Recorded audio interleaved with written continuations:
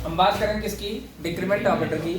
तो decrement operator भी एक प्रकार का यूनरी ऑपरेटर होता है, मतलब ये कितने ऑपरेंड के ऊपर ऑप्शन परफॉर्म करेगा, एक, है ना। इसके भी टू टाइप्स होते हैं, एक होता है प्री डिक्रीमेंट,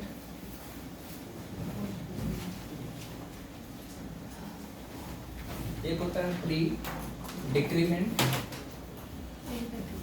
एक होता है पोस्ट डिक्रीमेंट।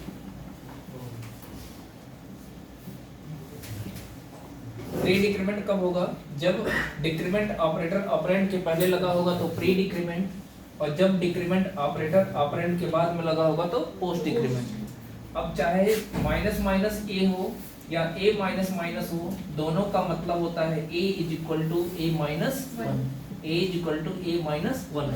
मतलब वेरिएबल की वैल्यू में से एक घटाया जाएगा और घटाने के बाद उसकी वैल्यू को तुरंत घटने के बाद जो वैल्यू आएगी उसको करंट वैल्यू से अपडेट कर दिया जाएगा, मतलब वेरिएबल की वैल्यू चेंज हो जाती है। जैसे अगर हमने a की वैल्यू 4 लिया है तो माइनस माइनस a का मतलब हो गया a is equal to a minus one, यानी 4 माइनस वन करेंगे कितना हो जाएगा 3। अब ये 3 चला गया a में, a की जो पुरानी वैल्यू होगी, a की जो पुरानी वैल्यू होगी वो हट जाएगी, वो कितनी हो जाएगी, ठीक है। एक करंट वैल्यू कितनी हो जाएगी 3। इस तरीके से डिक्रीमेंट ऑपरेटर सॉल्व करता है। इसके भी कॉन्सेप्ट को समझने के लिए हम लोग एग्जांपल लेते हैं, ठीक है। एक एग्जांपल से समझ में आ जाएगा, यहीं पे ले लेते हैं। जैसे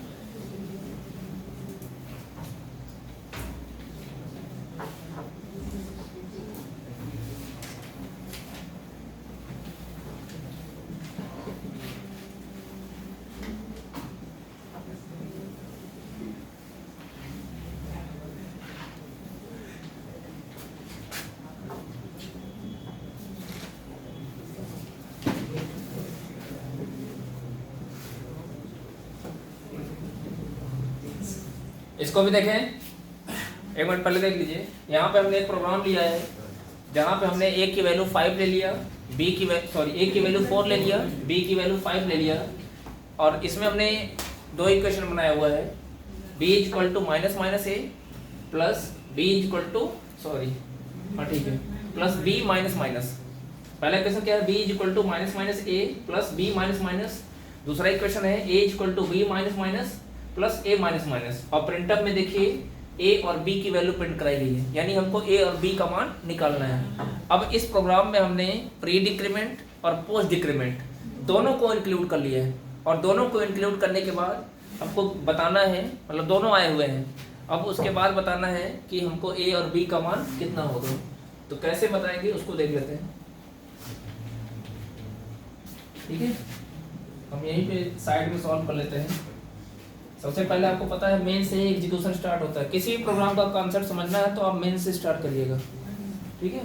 उसके बाद ये लाइन एग्जीक्यूट करेगा तो होगा क्या, 4 चला गया a में, 5 चला जाएगा b में। अब CLR का अपना फंक्शन है, ये करेगा। फिर ये इक्वेशन, सबसे पहले इस इक्वेशन को सॉल्व किया जाएगा। हाँ, कभी बोल के इसको मत पहले सॉल्व करिएगा, हमेशा जब ऊपर से एग्जीक्यूशन स्टार्ट होता है तो पहले यही लाइन एग्जीक्यूट करेगा। तो हम क्या करेंगे, minus minus A plus B minus minus. अब जैसे हम प्री इंक्रीमेंट को सॉल्व करते थे, सुनिए, जैसे हम प्री इंक्रीमेंट को सॉल्व करते थे बिल्कुल उसी कॉन्सेप्ट पे हम प्री डिक्रीमेंट को सॉल्व करेंगे। अंतर किस बात का होगा, वहाँ जोड़ते थे यहाँ घटाएंगे, वहाँ पे एक जोड़ते थे यहाँ पे एक घटाएंगे। जिस तरीके से हम पोस्ट इंक्रीमेंट को सॉल्व करते थे वैसे हम पोस्ट डिक्रीमेंट को भी सॉल्व करेंगे। अंतर किस बात का होगा, इंक्रीमेंट में हम एक जोड़ते थे और डिक्रीमेंट में एक घटाएंगे, बिल्कुल सेम कॉन्सेप्ट है, इसीलिए हमने एक साथ दोनों को लिख दिया।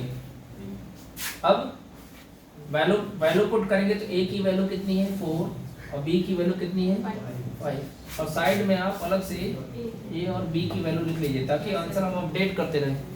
ये बहुत जरूरी है, अगर आंसर अपडेट करते रहेंगे तो आपका आंसर गलत नहीं हो पाएगा। अब देखिए प्री डिक्रीमेंट, पहले प्री डिक्रीमेंट को सॉल्व करेंगे। प्री डिक्रीमेंट में क्या हो जाएगा, a की वैल्यू घट जाएगी तो 4 से कितनी हो जाएगी मतलब यहाँ पे हो गया 3। अब तो देखेंगे कहीं और इक्वेशन में कहीं ए आया है, नहीं आया है।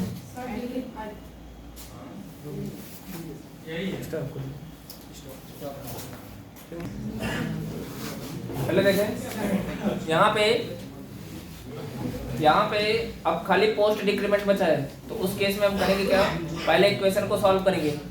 पोस्ट डिक्रीमेंट ये कहता है कि पहले इक्वेशन को सॉल्व कर लो, तो 3 और 5 मिलके कितना हो जाएगा 8। अच्छा देखिए ये असाइनमेंट ऑपरेटर है जो करेगा क्या, इस वैल्यू को भेज देगा बी में, तो बी की वैल्यू अपडेट होकर कितना हो जाएगी 8। अभी हमको डिक्रीमेंट भी करना है। अब देखिए ध्यान से, ये माइनस माइनस किसके ऊपर लगा है, बी के ऊपर, यानी जो हम वैल्यू घटाएंगे वो किसकी वैल्यू घटाएंगे, बी की, यानी बी की वैल्यू घट के कितनी हो जाएगी, यानी सुने जब ये इक्वेशन सॉल्व हुआ तो हमको ए की वैल्यू मिली कितनी, ए की वैल्यू 3 और बी की वैल्यू 7, बी की वैल्यू 7 और ए की वैल्यू 3। अब हम इस दूसरे इक्वेशन को सॉल्व करेंगे क्योंकि हमको ए और बी दोनों की वैल्यू निकालनी है। अब क्या करेंगे, a is equal to B minus minus plus A minus minus. इस इक्वेशन को ध्यान से देखिए, पहले हम वैल्यू पुट कर लेते हैं। b की वैल्यू कितनी है 7 minus minus plus 3 minus minus. अब इसमें सिर्फ पोस्ट है, प्री है ही नहीं, तो हम क्या करेंगे, पहले इक्वेशन को सॉल्व कर लेते हैं। 7 प्लस 3 हो गया 10, 10 किस में चला गया, a में। ध्यान दीजिएगा a की वैल्यू कितनी हो गई 10। अब क्या होगा, a की वैल्यू तो 10 आई है। अब देखें एक बार डिक्रीमेंट है, ये डिक्रीमेंट किसके ऊपर है, b के ऊपर, यानी b की वैल्यू घटेगी तो b की वैल्यू 7 से हो जाएगी 6। हम यहाँ पे अपडेट कर लेते हैं। फिर एक बार और डिक्रीमेंट है, ये डिक्रीमेंट किसके ऊपर है, a के ऊपर है, यानी a की वैल्यू घटेगी तो 10 से कितनी हो जाएगी 9, यानी फाइनल में आंसर क्या मिलेगा, a की वैल्यू 9, b की वैल्यू 6। इस तरीके से हम किसी भी इक्वेशन में अगर प्री डिक्रीमेंट या प्री डिक्रीमेंट, पोस्ट डिक्रीमेंट या प्री इंक्रीमेंट या पोस्ट डिक्रीमेंट कोई भी आया हो, हम आसानी से इस टाइप के इक्वेशन को सॉल्व करके उसका आंसर बता सकते हैं। हमको किसी प्रकार के कंपाइलर की जरूरत नहीं पड़ेगी। नोट कर लीजिए। देखें हमने आपको बताया था कि हम एक क्वेश्चन आगे देंगे, अभी 1 दिन पहले ही बताया था, ठीक है, और वही क्वेश्चन मैंने दिया और लॉजिकल एंड पे ही है। ध्यान से देखें,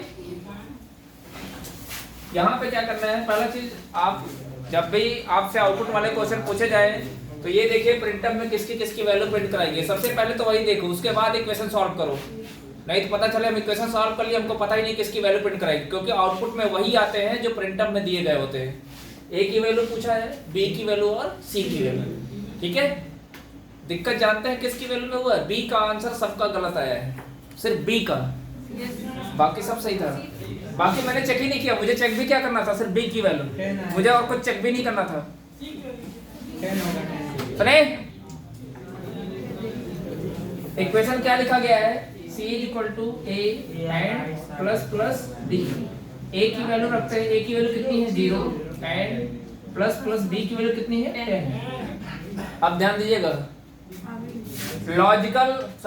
लॉजिकल ऑपरेटर क्या करते हैं, किस प्रकार की वैल्यू पे काम करते हैं, 0 और नॉन जीरो पे। यानी पहले ऑपरेंड को हम चेक करेंगे, पहला ऑपरेंड कैसा है, 0 वैल्यू है, फर्स्ट वाले ऑपरेंड की वैल्यू 0 वैल्यू का मतलब क्या होता है, कंडीशन फॉल्स।